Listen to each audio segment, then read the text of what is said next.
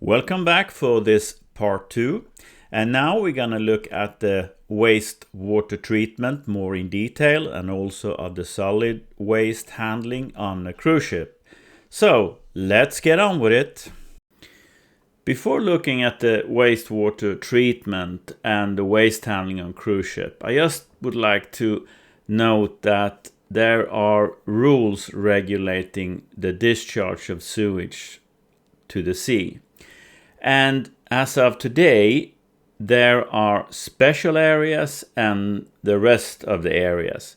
And the only special area today is the Baltic Sea, which has strict regulations for what you can discharge from the cruise ship. In other parts of the world, these special areas does not apply. So if we're looking at, for instance, the Caribbean, and I've taken some data from an article from 2021, 90% of the waste is discharged at sea, and only as little as 8% is delivered to the port in the Caribbean, and only 2% is incinerated. So we have to bear in mind that there are different regulations depending on where your ship is actually located. With that, let's have a closer look at the wastewater treatment and waste handling.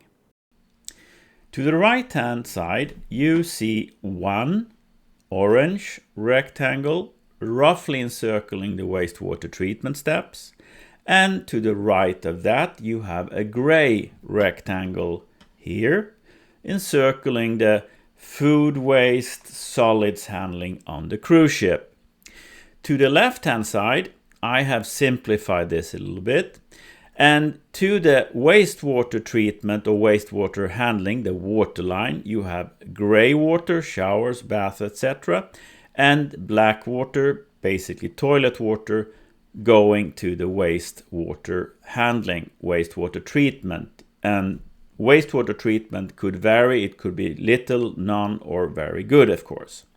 From that, you have the water going overboard after the wastewater step, or it could also be reused depending on how the treatment is set up on the specific ship.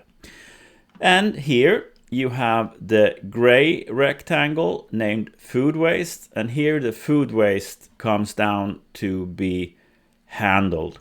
And between these two, you have liquid that is removed from the food waste going over to the wastewater step to be treated or handled.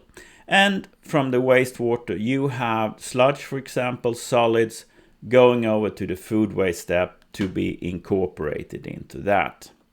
And from the solid step, you can throw it overboard, you can discharge at port, as we just discussed in the previous slide. And that could be after it has been dewatered, dried, or incinerated. We'll get back to this in a very short time in the coming slides. So, how does municipal wastewater and cruise wastewater compare? Well, here to the left, I've taken some Swedish data, and the flow is about 140 liters per person and day in Sweden. The COD load is 120 to 225 grams per person a day. Total phosphorus 1.7 to 2.7 grams per person a day. And finally, total nitrogen 10 to 14 grams per person a day. And comparing this, I have used an article by Schmuller et al., who looked at the mix between black water and gray water on a cruise ship. And analyzing that water, they found that the flow was 251 liters per person a day, COD 350 grams per person a day, total phosphorus 2.8 grams per person a day, and finally total nitrogen 24.5 grams per person a day. And to compare it, we can look here at table 1, and basically I've taken the numbers from the cruise mixed water and divided it by municipal wastewater data. And looking at the flow, you have a ratio of 1.8, COD 3.0, phosphorus 1.6, and total nitrogen of 2.4. So basically you can see that the wastewater in the cruise ship, the mix between black water and gray water, is more concentrated in regard to the pollutants. And this is quite logical, because in a wastewater treatment plant you have also other flows. Sometimes you also can have rainwater coming into the system. So it's not a great surprise that the cruise wastewater is more concentrated than the municipal water I've compared with here in Sweden. So what would be the discharge demand for a municipal wastewater treatment plant here in Sweden? Well, table 2 will give you an idea. And the organic material measured as BOD7, which in the incoming water is could be about 250 as an example. Going out from the plant, you need to reduce it down to 10 milligrams per liter BOD. The total phosphorus content, somewhere around 4 or 5 milligrams per liter, you need to reduce that down to 0.3 milligrams per liter. It could also be more stringent, but 0.3 definitely. And total nitrogen, if you have a total nitrogen discharge demand on the plant. It all depends on what recipient you pump out the treated water to. Should you have a total nitrogen demand, it will probably be 10 milligrams per liter for municipal wastewater treatment plants. Now, when we compare discharge demand for a municipal wastewater treatment plant and a cruise ship, it's very important to stress that we are now talking about the special areas according to the Maritime Regulation and IMO. And the only special area today is the Baltic Sea. And if you go in and Google for a document named MEPC 64/23/Addendum 1, Annex 22, year 2012, you'll find how to calculate the discharge demand. Basically, I will go through them now, of course, also.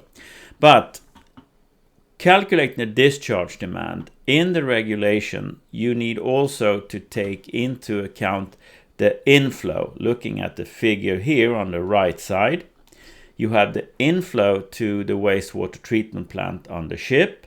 And of course, you have the effluent, the outgoing flow from the ship's wastewater treatment plants. And now the ratio between the inflow and the outflow, going back to table 3 here, needs to be multiplied by, for in this case BOD7, 25 times the ratio of the inflow and the effluent. And for this comparison, I have set the ratio to 1. So for BOD, we are running 25 milligrams per liter in organic material, measured as BOD7. And total phosphorus, the discharge demand is 1 milligrams per liter, or a minimum reduction of 80%. That's important to know also, of course. For total nitrogen, 20 milligrams per liter and a minimum reduction of 70%. I've also added suspended solids here, which is 35 milligrams per liter. And for normal municipal wastewater plants, probably if you only have a secondary clarifier, you will be down below maybe 25 milligrams per liter. So to summarize, the demands here is a little bit more nice or more lenient. But then we have to keep in mind two things. First of all, that these ships are not stationary 5 or 7/24 all year round as a municipal wastewater treatment plant. That is of course very important to remember. And also here we are looking at a special area, the Baltic Sea, where these discharge demand apply.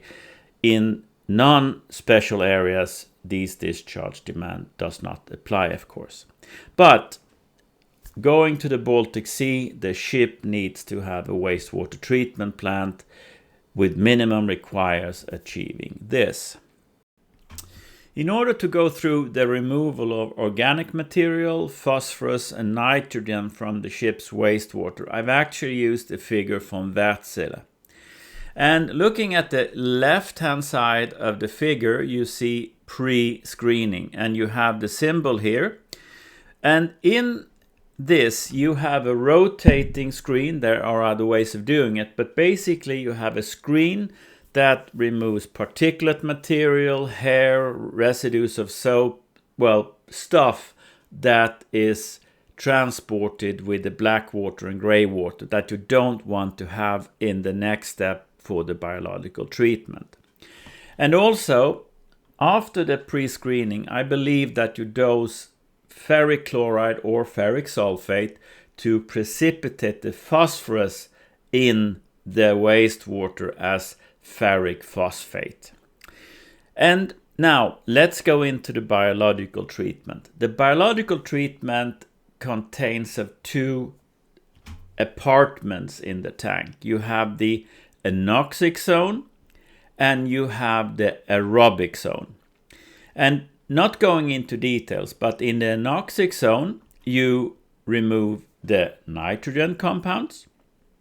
In the aerobic zone, you remove the organic material. And in this tank here, the brown stuff here is symbolizing the sludge. And the sludge is millions and millions of very nice and kind bacteria that eats up all the pollutants, the nitrogen and the organic material the bacteria is using to grow. So basically we use the bacteria, which we then can remove as solids from the wastewater. So in the solids, the sludge, the organic material, the nitrogen, and of course also the precipitated phosphorus can be removed from the water line. And now, after the biological step, as I said, we have the sludge. The sludge has now need to be separated from the water. And you do that here by using a membrane system. And membrane separation is very, very effective. We're talking a membrane which basically holds back bacteria, of course. So after the membrane step, you have a very clear water and with practically no bacteria or viruses in it. And this means that the water after the membranes, as said here, you can reuse on the ships or you can definitely discharge it.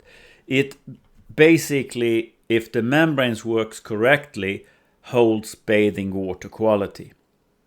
So another point is also that the use of membranes also makes this treatment system much smaller than a conventional municipal system. And this is of course of great importance when you're looking at a ship where every inch of space is needed for something. So using membrane, you reduce the size of the treatment plant, but you get a very good separation. And after the membranes, the suspended solids content, the particulate material, is below 1 milligrams per liter. Basically, it's not possible to analyze particulate material. You have to use something called turbidity, but that's another story. Now, so this is the wastewater treatment system that can be used on a cruise ship that wants to treat its water. From the wastewater treatment, we have, looking left in the picture here, you have the screenings and you have the sludge from the biological treatment. This we now also has to take care of once we've cleaned the water, so to speak. Also, we have the food waste. And what we need to do with these waste streams is get the water out in order to reduce the volume. And that you can do in 3 steps: dewatering, drying, and incineration, burn it. And dewatering is basically using gravity to force the water out in a centrifuge. But after the centrifuge, you will still have water contained within the material itself. And to get the residual water out, you need to dry the material. And when you've dried it, then you take the next step, incinerate it, burn it. And in the incineration, you burn off all the organic material and you are left with an ash, which compared to the start is a minute volume to handle and dispose of. And just to note that wastewater treatment is of course focused on the Baltic Sea and ships going into the Baltic Sea because of the Baltic Sea is designated as a special area. With that, we'll go on to the final slide of this video. In the next video, I will give some thoughts to the waste streams and the potentials of using screening, sludge, and the food waste in an anaerobic digester for biogas production on a ship. I have read some articles where they're looking at the potential and discussing the energy content in the waste streams. But what I don't know today is if there is any cruise ship that has been fitted with an anaerobic digester as of today. So if someone is listening to this and knows there is a ship having an anaerobic digester, please comment in the comment field and any information you have about this.